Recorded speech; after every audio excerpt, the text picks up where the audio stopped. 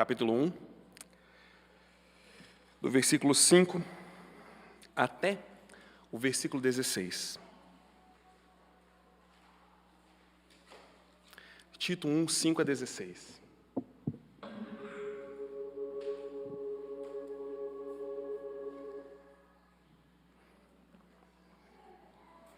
estava gostando do fundo para ler aqui, ficou bacana.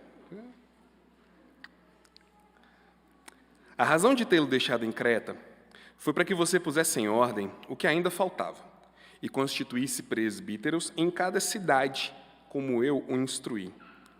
É preciso que o presbítero seja irrepreensível, marido de uma só mulher, e tenha filhos crentes, que não sejam acusados de libertinagem ou de insubmissão. Por ser encarregado da obra de Deus, é necessário que o bispo seja irrepreensível, não orgulhoso, não briguento, não apegado ao vinho, não violento, nem ávido por lucro desonesto. Ao contrário, é preciso que ele seja hospitaleiro, amigo do bem, sensato, justo, consagrado. Tenha domínio próprio e apegue-se firmemente à mensagem fiel, da maneira como foi ensinada, para que seja capaz de encorajar outros pela sã doutrina e de refutar os que se opõem a ela. Pois há muitos insubordinados que não passam de faladores e enganadores, especialmente os do grupo da circuncisão. É necessário que eles sejam silenciados, pois estão arruinando famílias inteiras, ensinando coisas que não devem, e tudo por ganância.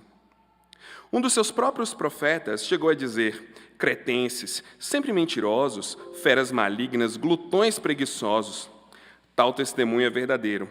Portanto, repreenda-os severamente, para que sejam sadios na fé, e não deem atenção a lendas judaicas, nem a mandamentos de homens que rejeitam a verdade. Para os puros, todas as coisas são puras, mas para os impuros e descrentes, nada é puro. De fato, tanto a mente como a consciência deles estão corrompidas. Eles afirmam que conhecem a Deus, mas por seus atos o negam. São detestáveis, desobedientes e desqualificados para qualquer boa obra. Olha, hoje eu não queria pregar. E não é porque eu queria ficar em casa, debaixo do cobertor quentinho, nessa chuva, né? Não é isso. Refletir nesse texto aqui foi difícil, desafiador, sobretudo, humilhante. Quanto mais eu refletia, quanto mais eu pensava e me debruçava em cima dessas letras, mais angustiado eu ficava. Mais a minha garganta se apertava, mais inquieto eu ficava. Por mais que eu soubesse que a minha responsabilidade como pastor, pregador, é anunciar como um arauto, alguém que fala as palavras de outra pessoa, anunciar a palavra de Deus, dentro de mim, enquanto eu estudava isso, tinha uma mistura de covardia e coragem, tristeza e gratidão, amor e ódio.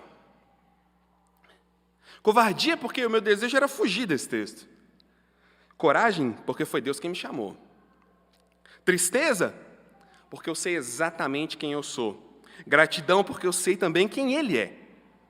Amor porque eu sei como Ele viveu por mim. E ódio porque eu sei o que não tenho vivido por Ele. De que maneira? Como eu poderia me levantar diante de uma congregação, de uma igreja de filhos de Deus e pregar sobre as qualidades daqueles que são responsáveis por pregar a palavra de Deus e cuidar do povo dele? Justo eu, tão pecador? Por que razão Deus colocaria um fardo tão pesado nos seus pastores? Tem um poema de Adélia Prado de Divinópolis, aqui pertinho. Ela disse assim, o poema se chama O Poeta Ficou Cansado.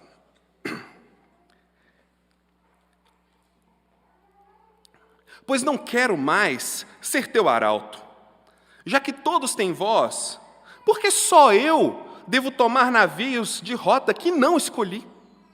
Porque não gritas tu mesmo a miraculosa trama dos teares, já que tua voz reboa nos 4 cantos do mundo? Tudo progrediu na terra, E insistes em cacheiros viajantes de porta em porta a cavalo? Olha aqui, cidadão, repara, minha senhora, nesse canivete mágico, corta, saca e fura. É um faqueiro completo. Ó Deus, me deixa trabalhar na cozinha, nem vendedor, nem escrivão. Me deixa fazer teu pão. Filha, diz-me o Senhor, eu só como palavras. Essa poesia retrata muito bem esse sentimento que eu tive ao estudar esse texto. Quando as palavras se tornam pesadas, quando ser um arauto, quando falar em nome de alguém se torna difícil, angustiante, e, como eu disse, humilhante. Quando dá vontade de dizer para Deus, Deus, tudo está progredindo, porque o Senhor não fala, porque o Senhor não vem. As coisas estão andando e o Senhor ainda insiste em pessoas que usam palavras. Por que o Senhor ainda usa palavras? Porque justo eu preciso seguir esses rumos que o Senhor tem para mim e que eu não escolhi. Ah, Deus, tira esse fardo de mim, me deixa fazer teu pão, me deixa trabalhar onde ninguém vê, onde um instrumento é outro, onde o instrumento não é mais a palavra. Me deixa trabalhar com outras coisas, me tira do foco, tira esse peso de mim. Mas Deus responde, filho, eu só como palavras. Palavras são um instrumento que Deus escolheu para alcançar o coração dos seres humanos.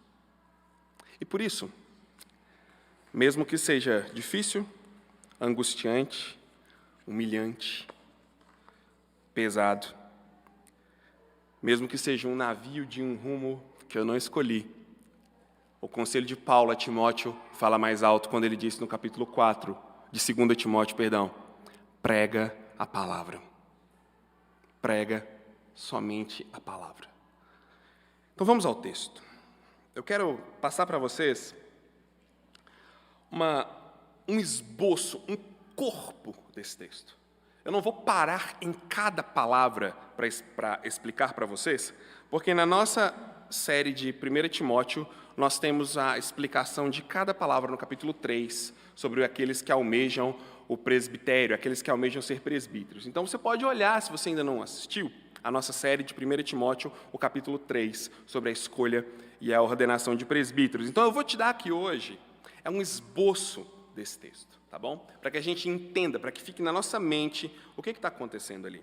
Uma mensagem, um resumo da mensagem da carta de Tito poderia ser o seguinte: o estabelecimento de igrejas maduras, sadias, nas quais a doutrina é confirmada pela vida, ele depende do quê? Da presença ativa de liderança, espiritualmente qualificada, e a prática de boas obras. O que Paulo está querendo comunicar com Tito é o seguinte: para que existam igrejas maduras em Creta, é necessário duas coisas: a presença de uma liderança ativa e madura e prática de boas obras por parte de cada integrante dessas comunidades. Então, o estabelecimento dessas igrejas maduras, onde a doutrina é confirmada, em primeiro lugar, ele depende de liderança qualificada. E aí ele vai dar uma lista gigante, do que são essas qualificações, do que Tito deveria pensar. Mas antes eu quero te contextualizar um pouquinho, bem rápido, sobre o que está acontecendo historicamente aqui. Muito provavelmente, depois que Paulo foi preso a primeira vez, ao ser liberto da prisão, ele e Tito foram a Creta, rapidamente. Creta é uma ilha, tá bom? Eles foram até lá, e ao que tudo indica, quando eles chegaram em Creta, eles encontraram alguns cristãos convertidos no dia de Pentecostes. Se você olhar em Atos, no início do livro, você vai ver que quando o Espírito Santo desceu, existiam pessoas, judeus de várias regiões, e Creta era uma dessas regiões. Então, o que provavelmente aconteceu aqui, Paulo, ao chegar em Creta com Tito, encontrou igrejas rudimentares, igrejas baseadas ou fundamentadas naquele ânimo inicial, sabe? Quando a gente é convertido e a gente está empolgado e vamos juntar aqui, vamos fazer alguma coisa. Eles tinham um ajuntamento ali muito rudimentar do que era a igreja. E Paulo orienta Tito a ficar naquele local e diz, olha, é o seguinte, você vai organizar o que falta e você vai reconhecer, ordenar presbíteros em cada região. E esses homens que ele iria indicar, que tem o objetivo, de aperfeiçoar a igreja, essa liderança qualificada, eles são indicados com base em 3 critérios fundamentais aqui que a gente vai ver no texto. Primeiro, eles precisam ser espiritualmente maduros, socialmente equilibrados e doutrinariamente sãos. Espiritualmente maduros, socialmente equilibrados e doutrinariamente sãos. Capítulo 1, do versículo 6 ao versículo 9. Presbíteros devem ser espiritualmente maduros. E ele dá uma lista, eu vou passar nessa lista com vocês, dando alguma outra explicação, mas primeiro, presbíteros devem ser espiritualmente maduros. Precisam ter uma reputação irrepreensível. Essa ideia de irrepreensível na Escritura é o seguinte, imagina que você está com a sua roupa, e aí sua blusa ou uma roupa bacaninha que você tem, e tem um fio solto nessa roupa. E você decide, tem um fio solto aqui na minha roupa, e você vai puxar para tirar o fio, mas parece mágico, tirando aquele negócio da boca. Você vai puxando, e o fio nunca acaba. Isso é ser repreensível. Alguém encontra um fio na sua vida, onde ele pode puxar, e ele só vai descobrindo coisas. Ele é repreensível. Quando ele diz para alguém ser irrepreensível, é alguém que não tem fios soltos. É alguém que está organizado. É alguém que já cortou o fiozinho e, como a gente bem sabe, pegou um isqueiro, um fósforo, deu uma queimadinha nele e cauterizou. E ele não sai mais.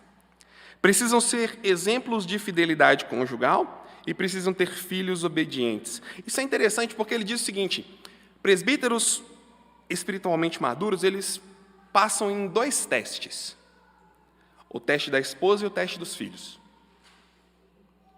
Se a esposa diz, ok, você pode pregar, joia, eu vou dar ouvidos à sua pregação, está tranquilo. Se a igreja inteira não quiser ouvir, mas se a esposa falar, não, você tem crédito comigo para falar, está tudo bem. Mas se a mulher falar assim, você vai pregar isso aí lá na igreja? Isso é hipócrita, acabou. Não tem autoridade para pregar. É isso que ele está dizendo. E como ele diz o seguinte, ele fala uma coisa que ele diz, olha, aquele que cuida da própria casa, bem, pode cuidar da casa de Deus. Ele é um dispenseiro, um supervisor, um cuidador da casa de Deus. Por que isso aqui é pesado, gente? Porque ele diz, ter filhos obedientes. Ele está falando, você vai ver na família dele se ele é um bom líder ou não. Você vai olhar para a família dele e vai saber, olha, ele cuida do filho assim, ele cuida da mulher assim, então é assim que ele vai cuidar da igreja. É isso que Paulo está falando para Timóteo, tá bom? Basicamente é o seguinte, tem um candidato a presbítero que bate na mulher. Imagina nas ovelhas. É isso que ele está dizendo. Então, o teste da esposa e o teste dos filhos. Depois ele continua, precisa estar acima de qualquer repreensão, porque são despenseiros de Deus. Isso tem a ver com as linhas soltas, Precisa ser humilde, manso, moderado, pacífico e honesto. Dessas palavras aqui, as que eu acredito que a gente precisa definir, humilde nós não precisamos definir, mas manso, moderado e pacífico talvez cause uma certa dificuldade para nós. Qual que é a diferença entre manso e pacífico? Manso reage com paz a alguma injúria, a alguma injustiça, a algum problema. A reação é de paz. Pacífico, ele age com paz, ele busca a paz. Então, note, em ser manso, ele está reagindo a alguma coisa que aconteceu com ele. Aconteceu algo com ele, e ele está reagindo com mansidão. Ao ser pacífico, ele está procurando a paz onde ele está, onde ele vive, nas relações dele. Então tem uma diferença, numa ele está recebendo uma injustiça, uma injúria, e está sendo manso ao reagir. A outra, ele está vendo as injúrias, as injustiças, e está buscando a paz. Moderado. A gente viu isso lá em 1 Timóteo também. A palavra moderado, a gente pode colocar aqui equilibrado. Quando a gente pensa numa pessoa equilibrada, é o seguinte, Alguém que não te escandaliza. Alguém que não violenta a consciência comum. Alguém disposto a andar em equilíbrio, nem para muito, nem para menos, mas equilibrado com aquilo que são os padrões da sociedade, da comunidade, da igreja, onde ele vive. Isso é ser alguém equilibrado, nem a mais, nem a menos. E por último, eu acho que esse é muito importante, e ele é uma das causas da grande desconfiança que a gente tem hoje em líderes religiosos. Eles precisam ser honestos. Você sabia que foi feita uma pesquisa sobre os líderes que têm menos relevância na sociedade? Diferente do que era há algumas décadas, hoje nós temos políticos, né? Esse não mudou, políticos, e o que mudou? Líderes religiosos, em descrédito, como pessoas não confiáveis, desonestas, pessoas distantes de uma realidade sadia. Então, Tito, escolha presbíteros, como? Espiritualmente maduros. Tito, escolha presbíteros, como? Socialmente equilibrados. Socialmente tem a ver com o relacionamento com os outros. E aqui é legal porque ele coloca algumas coisas. Hospitaleiro, capaz de receber bem. Estimular a boa conduta, isso aqui é legal. O que Paulo diz? Olha, seja meu imitador, como eu também sou de Cristo. A gente tem aqui modelagem, alguém que é um exemplo para o outro. Ele estimula, não só com palavras, não só com demagogia, mas com conduta. Sensíveis. Você já esteve sofrendo diante de alguém que não demonstrou nada para o seu sofrimento? Você já contou algo muito empolgante da sua vida para alguém que não estava nem aí? Ou você já compartilhou alguma coisa muito profunda e quando você terminou de falar, a pessoa fala assim, não, desculpa, o que você estava falando mesmo? Tudo isso são características de uma pessoa insensível. Então, uma pessoa sensível é uma pessoa que percebe, que se adianta, que dá atenção, que se importa com sentimentos. É que vê o outro como humano, e não só como número, não só como recurso, não só como finanças, mas como gente. Gente de verdade, que sente, que vive, que sofre, que se alegra, que chora, que ri. Justos. Justo baseado em quê? Nele mesmo? Isso é interessante. Fulano é muito justo. Sobre qual padrão? Sobre o padrão da palavra. Alguém que busca a orientação na Escritura. Consagrado em sua conduta e com domínio. O que seria consagrado na conduta? Isso é interessante, porque a palavra santificado, que ele usa aqui, outras versões usam consagrado, é o seguinte, olha, santificado e consagrado. Uma pessoa santificada é uma pessoa separada para alguma coisa em particular. Quando você diz santificado na sua conduta, ele tem uma conduta separada para algum padrão em particular. Ele tem uma conduta consagrada, dedicada a algo. Que algo é esse? O seu sentimento? O seu desejo? A sua vontade? Não. Como quem veio na aula hoje ouviu, ao seu compromisso com Jesus. Santificado para agir conforme o seu compromisso com Cristo. Isso aqui, gente, nada mais é do que o compromisso é maior que o desejo. Tão difícil isso, né? Vocês estão entendendo por que eu fiquei desesperado para pregar esse texto? Ter domínio de si. Gente, vamos falar a verdade. Talvez o que nós mais gostaríamos de ter hoje, é domínio de nós mesmos. Não é? É conseguir acordar naquele horário, é conseguir fazer exercício. Cheguei aqui, eu já estava querendo chorar. Fazer exercício, gente, tem tanta coisa para fazer, dia a dia, tanta coisa. Quando veio o dia já acabou. Mas isso é falta de domínio. E muitas outras coisas que nós gostaríamos de dizer. Eu consegui, eu me dominei. Socialmente equilibrado, ter domínio de si no trato com os outros. Não só naquilo que a gente faz para a gente, mas naquilo que a gente faz para os outros. Há um tempo atrás, a gente tinha uns amigos e uma amiga que ela dizia o seguinte, eu sou sincera, eu falo na cara mesmo. Qual que era o que ela estava falando? Ela estava dando uma desculpa para ser grosseira. Basicamente é isso. É a desculpa para ser grosso, ignorante com os outros. Não, eu sou assim mesmo. É isso que ele está falando. Tenha domínio de si. Tem hora que você fala, tem hora que você não fala, tem hora que você abre a boca, tem hora que você fecha. Você consegue pensar socialmente e dizer, será que é a hora certa para isso, para aquilo? Vamos lá, vamos continuar. Não quero ficar muito tempo aqui. Espiritualmente maduros, socialmente equilibrados, doutrinariamente sãos. Presbíteros precisam ser doutrinariamente sãos. O que é ser doutrinariamente são? Versículo 9, primeira parte. Ele precisa estar absolutamente convencido da mensagem do Evangelho. Se não tem isso aqui, isso poderia ser o primeiro da lista, né? Ao invés de ser o terceiro, poderia ser o primeiro. Se não está convencido da mensagem do Evangelho, está fazendo o quê dentro de uma igreja? Aquilo que os falsos mestres fazem, buscando lucro desonesto, buscando corromper as casas, buscando atrapalhar todo mundo, buscando prestígio próprio. Logo, se o Evangelho é o principal, a gente já corta a maioria desses problemas. Estar absolutamente convencido da mensagem do Evangelho e ser capaz de fazer duas coisas. Paulo diz, continuando o versículo 9, estimular e refutar. E ele coloca as duas coisas na mesma frase. Capaz de estimular a fé daquelas pessoas, para que eles tenham uma fé sadia, mas também capaz de refutar o que eles dizem que é a verdade. Não é só, vem cá, vamos caminhar junto e tal. Aqueles que caminham juntos, ótimo, nós vamos caminhar juntos. Mas aqueles que insistem no erro, ele precisa ser capaz de convencer. Ou pelo menos de refutar. Às vezes não convence, mas pelo menos chegar ao ponto onde a pessoa só não muda de opinião porque ela está muito orgulhosa.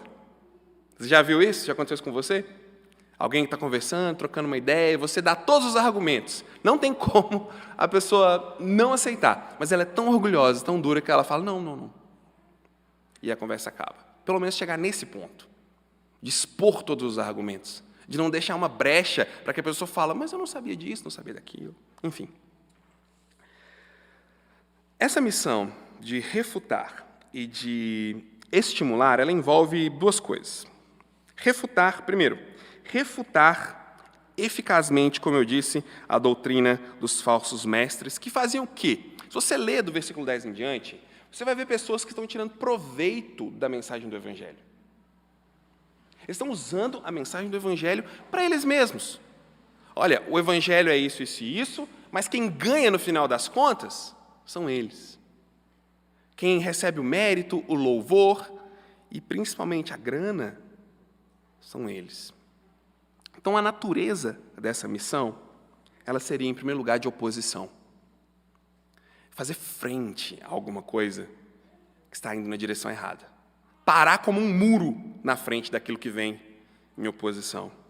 A urgência dessa missão, por que ela é tão urgente? Por que ele está tão... Gente, parece que Paulo está assim, pegando pessoas no laço. Vamos, a gente precisa de líderes para colocar isso aqui em ordem. Por quê? Porque famílias estão sendo destruídas. Casas inteiras estão sendo arruinadas. Capítulo 1, versículo 11. Porque eles entram e destroem casas inteiras, famílias inteiras. Por que é urgente ter uma oposição a isso? Porque é algo muito precioso. Porque a primeira igreja de qualquer pessoa está sendo destruída, que é a família. Está sendo pervertida, corrompida. E por que é tão difícil? Versículo 12 e 13. Por causa da natureza e do caráter dos cretenses. Não foi só Epimênides que disse, cretenses, feras terríveis, ventres preguiçosos. Não foi só ele. Tem uma lista de vários outros sábios. Alguns deles tidos como os 7 grandes sábios da antiguidade, que falaram dos cretenses como feras terríveis, como pessoas más, como pessoas que só pensavam em sexo, em dinheiro e autopromoção. A missão desses presbíteros era de fazer oposição, mas era também confrontar o erro. Com que propósito? Que as pessoas chegassem a ter uma fé sadia. Quando a gente fala em confrontar, em fazer oposição, fica na nossa cabeça uma mentalidade muito militante, né? Nós temos que lutar contra, nós temos que bater de frente, porque aqui é chapa quente e tal. Não é isso que ele está falando. Porque senão ele não diria antes, ele precisa ser manso, precisa ser pacífico. Ele não está mandando ninguém brigar, bater nos falsos mestres. O objetivo é fazer uma oposição, confrontando o erro, para que eles se tornem sadios na fé. Ele não está descartando essas pessoas para verdadeiro arrependimento. Não está descartando essas pessoas para uma crença saudável. Mas o objetivo é que eles tenham uma crença sadia. O alvo é levar os crentes a descartar, no versículo 13 e 14, a lealdade deles aos judaizantes e elevar a fidelidade deles a Deus. Judaizantes, não sei se você lembra, são pessoas que agregam ao Evangelho de Jesus Cristo práticas dos judeus, como, por exemplo, circuncisão, evitar alguns alimentos, algumas práticas de asepsia, muito relacionadas a lavar a mão, aquilo que a gente come, deixa de comer. Eles acrescentam isso como condições para que o Evangelho funcione na vida. O objetivo é largar a fidelidade a tudo isso e levar a fidelidade ao Evangelho leve, puro e de liberdade. Porque o padrão da missão deles é a liberdade. Versículo 15 e 16. Ele vai dizer, olha, para quem tem um coração puro, tudo é puro, gente. Para quem tem um coração no Evangelho, vai ser fácil de entender, vai ser claro como o dia. Mas para quem tem um coração impuro, tudo é impuro. Para quem já está na escuridão, para quem já está distorcido, tudo é mais distorção. Por isso precisa de confronto. Para que a profissão de fé de vocês seja baseada na liberdade. Para que a vida de vocês não se torne vidas inúteis, que negam a liberdade do Evangelho, como Gálatas. Paulo fala lá em Gálatas, para a liberdade foi que Cristo vos libertou.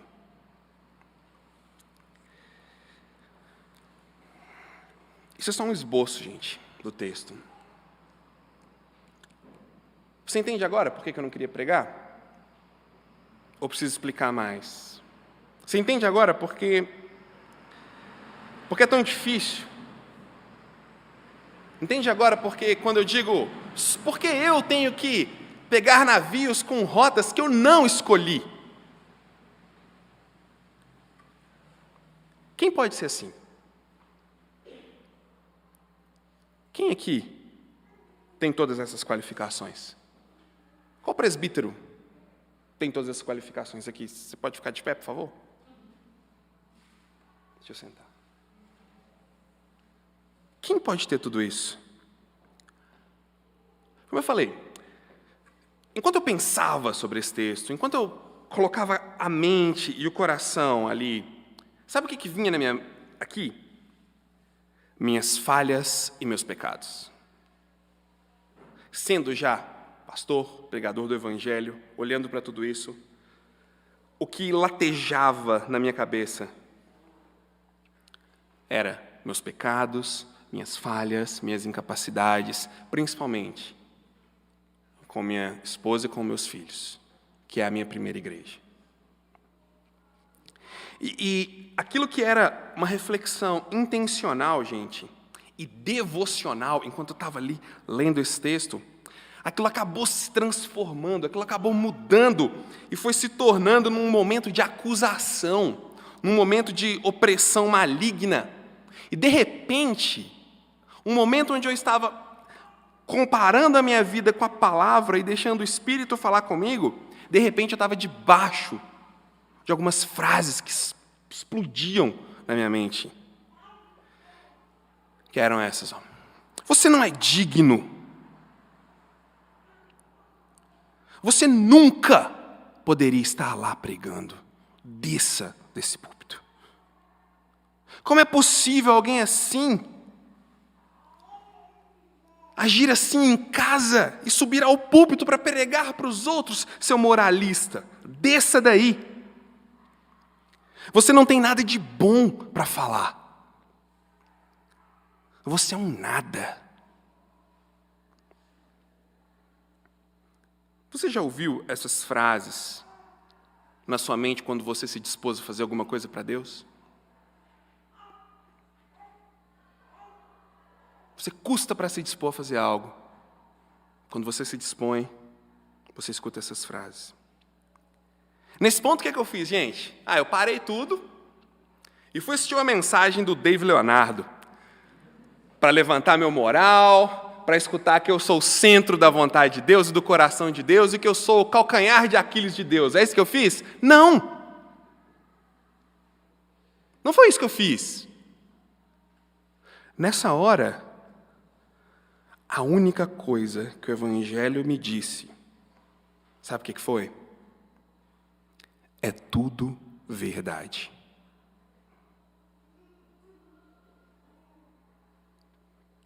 A única coisa que o Evangelho me disse é tudo verdade.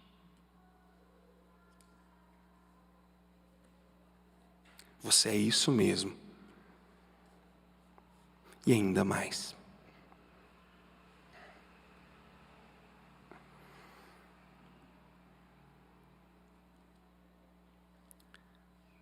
Primeiro Timóteo, capítulo 1, versículo 15, diz o seguinte: essa afirmação é fiel e digna de toda aceitação. Cristo Jesus veio ao mundo para salvar os pecadores, dos quais eu sou o pior. Nesse ponto eu já estava achando que Paulo estava errado. Eu estava dizendo, não, o pior sou eu, Paulo, você está errado. Lucas capítulo 5, versículo 31 e 32, especialmente 32, diz: Jesus lhes disse, não são os que têm saúde que precisam de médico, mas sim os que estão doentes. Eu não vim chamar justos, eu vim chamar pecadores ao arrependimento. Mais uma vez, Paulo, 2 Coríntios 12, 7 a 10. Para impedir que eu me exaltasse, por causa da grandeza dessas revelações, foi-me dado um espinho na carne, um mensageiro de Satanás, para me atormentar. 3 vezes roguei a Deus que o tirasse de mim, mas ele me disse, minha graça é suficiente para você. Pois o meu poder se aperfeiçoa na fraqueza. Portanto, eu me gloriarei ainda mais alegremente em minhas fraquezas, para que o poder de Cristo repouse em mim.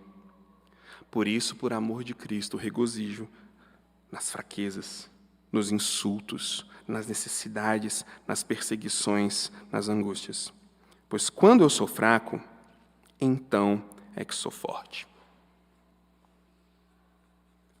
O Evangelho não disse somente que eu era tudo aquilo mesmo e que nós somos tudo isso mesmo. O Evangelho disse, justamente por ser tudo isso, é que existe um Cristo para você. É justamente essa desgraça em carne e osso que você é. É justamente por isso que Cristo se aproxima de você. É justamente isso que move a mão e o coração de Deus na sua direção, porque Ele não quer te deixar assim. E é por isso que nessa fraqueza, nessa desgraça, você se torna forte, porque Cristo chega até você e não te deixa como está. A partir desse momento, dessa reflexão, eu sei que eu não estou pregando, eu estou contando meu devocional para vocês, mas isso também vale. A partir daqui o texto ganhou outra cara para mim. Ficou diferente, porque ao invés de um processo de seleção de líderes, porque isso acontece muito, gente. A gente ouve cada coisa. Uma igreja estava procurando um pastor, né? E aí, é uma igreja mais antiga e tal. E os critérios para essa igreja encontrar um pastor eram assim, a gente quer que tenha entre 40 e 50 anos, a gente quer que tenha pelo menos uns 15 anos de experiência, que tenha muita aptidão para gestão, que tenha pelo menos um doutorado em teologia e que seja disposto a servir nossa igreja. Gente, um cara desse vai estar sendo CEO da Siemens, da Vale, da Coca-Cola, ele não vai estar sendo pastor na igreja, necessariamente. Então, mais do que um processo de seleção, de ver quem é bom, de apresentar currículo, eu vi outra coisa. Eu vi o resultado da graça de Deus na vida das pessoas. Ou melhor, eu vi alguém dizendo para outra pessoa, procure resultados de graça na comunidade. Procure resultados do evangelho entre as pessoas. E chame essas pessoas para servir. Isso é totalmente diferente. Isso muda tudo. Porque eu não estou agora escolhendo os bons, os top. Eu estou agora procurando os fracos, mas que sabem que o são. Se você olhar para essas qualidades e fizer a seguinte pergunta: como e onde essas qualidades se revelam? Já fez isso? Faz esse exercício. Volta para o texto, volta para lá. Todas as qualidades que eu falei, emocionalmente, espiritualmente maduro, socialmente equilibrado, doutrinariamente são, várias qualidades aqui. Como isso acontece? De que forma isso se manifesta?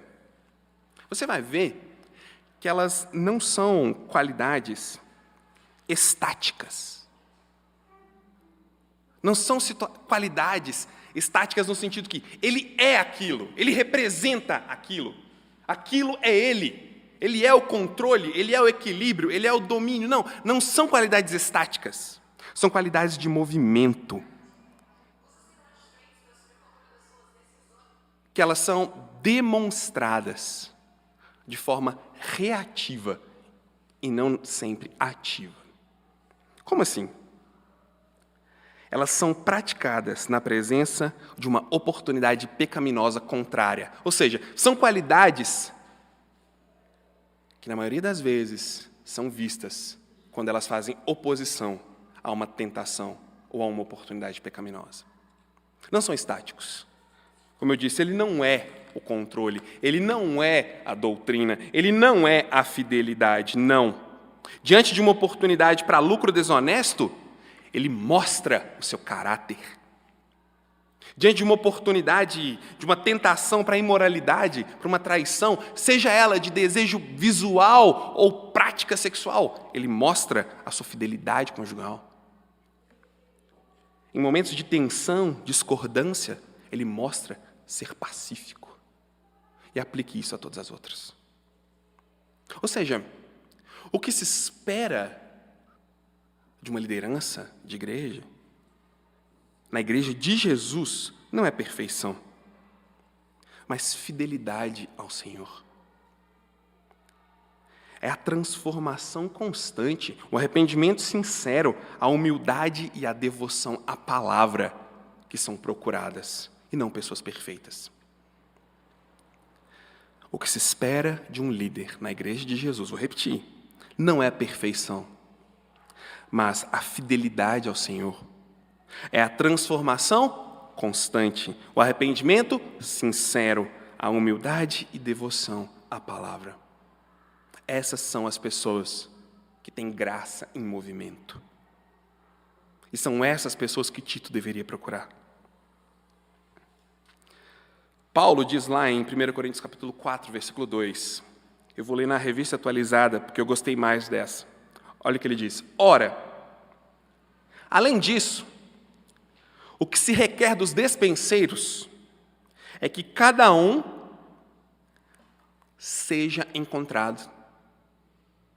Não é que cada um seja fiel, mas que cada um seja encontrado, seja surpreendido, visto em momentos de fidelidade.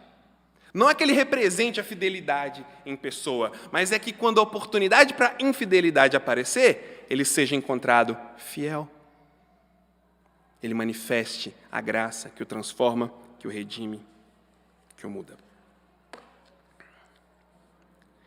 E isso muda tudo. E aí você pergunta, se você não queria vir, por que você veio? Por isso. Porque eu entendi isso. Senão não ia vir mesmo não. Hey, Jeff, hein? Pensou? De manhã, ô Jeff, prega lá. Porque eu entendi isso. É que eu estou aqui. E se você está aqui também, é porque você também já entendeu isso. Porque se a liderança da igreja não é para pessoas perfeitas, quanto mais a nossa vida em comunidade, também não é para pessoas perfeitas, mas para pessoas que têm graça em movimento, que experimentam perdão, transformação, misericórdia. Rafael, não tem experimentado isso? Converta-se ao Senhor. Arrependa-se e creia no Senhor Jesus Cristo, porque hoje é o dia da salvação. Entregue-se a Ele. Experimente essa graça. Se jogue, se entregue. Receba o dom que Ele está te oferecendo. É o dom da salvação. Só por isso nós estamos aqui. Mas esse texto tem algo a mais. Depois que eu melhorei, depois que eu curei minha crise existencial, eu comecei a pensar em alguma coisa para falar para vocês. E aí eu pensei na seguinte pergunta: de onde vêm os líderes? Boa. Daqui. Olha o que Paulo falou para Timóteo. Vai lá, coloca em ordem as coisas restantes e nas cidades, naquelas igrejas rudimentares, estabelece presbíteros. Tanto em Timóteo quanto em Tito, os líderes vêm da comunidade. E tanto em Timóteo quanto em Tito, especialmente aqui em Tito, porque era mais urgente, ele não coloca ali super qualidades de performance.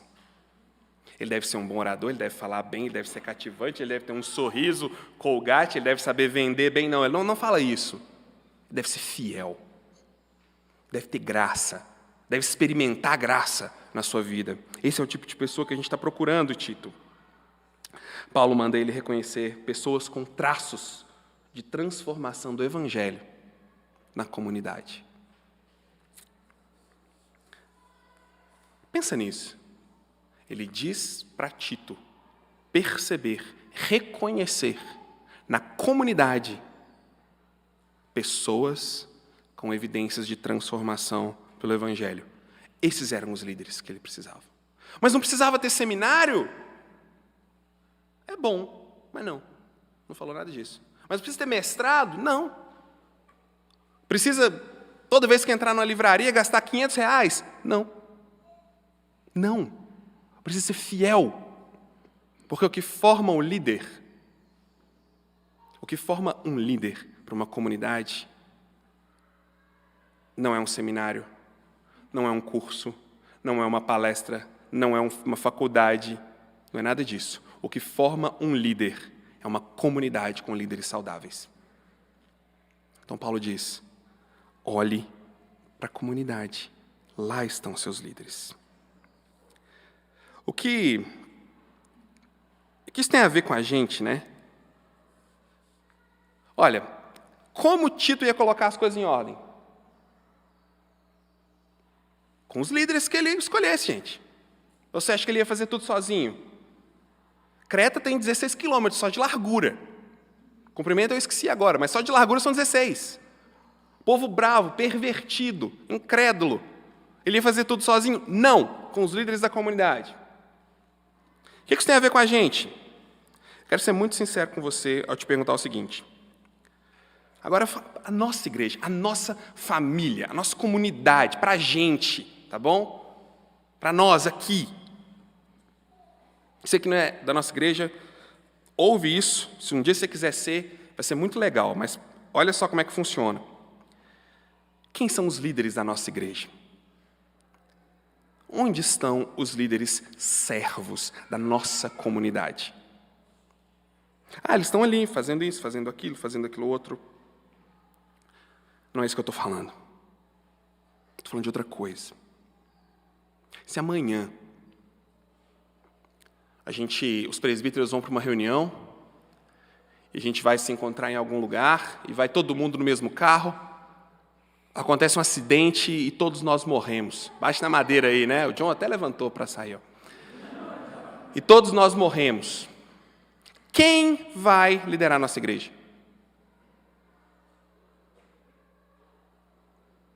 Quem vai levar para frente? Ou vai ficar todo mundo sentadinho assim, esperando? Vamos esperar vir alguém dos Estados Unidos para cuidar da nossa igreja? São os líderes da comunidade. São as pessoas que estão aqui. São as pessoas que estão experimentando o Evangelho. É você. Hoje, na nossa igreja, as demandas espirituais e logísticas são muitas. Muitas. Nós do Conselho nos esforçamos ao máximo para suprir as espirituais. E não damos conta de tudo. Nós da equipe da igreja, mais especificamente Fernanda, eu e o Wellington, corremos atrás igual loucos durante a semana para resolver coisas logísticas. Fora todas as pessoas que estão envolvidas, servindo alguma coisa. E a gente não dá conta. A gente não consegue fazer tudo.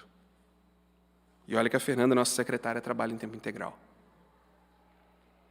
São muitas demandas. Eu tenho muita gratidão para todo mundo que serve. De verdade, nós do Conselho temos muita gratidão para todo mundo que serve. Não é fácil. Mas ainda assim, tem espaço para muita gente servir. Tem espaço para muita gente participar. Principalmente para os homens da nossa igreja participarem. Eu não estou falando contra as mulheres. Pelo contrário, as mulheres já fazem muito. Eu vejo muitos homens sentados enquanto as irmãs da nossa igreja estão correndo para baixo e para cima para fazer alguma coisa. Isso não é legal para nós. Fomos chamados para exercer o mesmo padrão da liderança de Cristo, né, gente? Estou falando com você mesmo, homem. Nossa, Rafael, eu vou te odiar depois disso. Eu não estou nem aí. Eu já peguei o navio que eu não escolhi a rota mesmo. Onde estão os homens para servir, para pôr a mão na massa? Deixa eu falar uma coisa para você. Se nós tivéssemos 5 homens, servos, humildes e dispostos, para se encontrar a cada 15 dias, para a gente resolver muitas coisas da nossa comunidade, a gente resolvia tudo. Só 5.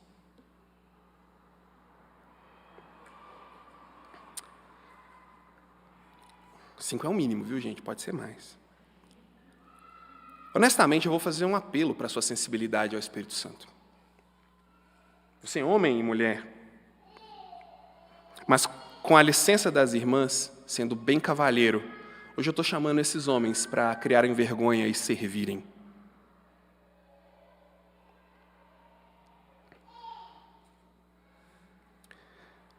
Eu faço um apelo para a sua sensibilidade ao toque do Espírito e digo, se Deus está te chamando, se Deus está te falando assim, você tem que fazer alguma coisa.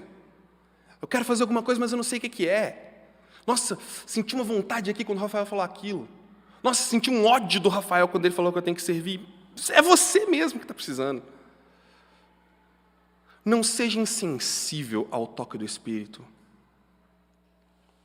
Mesmo se o toque do Espírito vier como um beliscão ou um cutucão da mulher. Mas seja sensível ao toque do Espírito.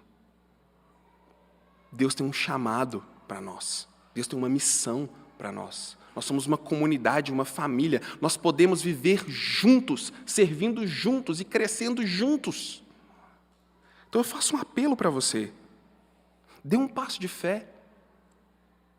Se voluntarie, sirva. Tem muita coisa para ser feita. Nós precisamos de servos perfeitos? Que experimentam a graça. Não espera alguém te chamar. Às vezes a gente fica esperando, isso acontece, isso é muito comum no Brasil. A gente senta na igreja e fica esperando o pastor chamar a gente para fazer alguma coisa. Não funciona assim, gente. Não funciona assim. Nós somos um corpo. Nós somos dinâmicos, nós estamos em movimento. Não espere alguém te chamar. Talvez Deus esteja te chamando agora. Olhe ao seu redor. Se informe. Perceba uma necessidade e venha. É esse tipo de gente que Tito estava procurando. Se você se sentiu tocado para participar e ajudar,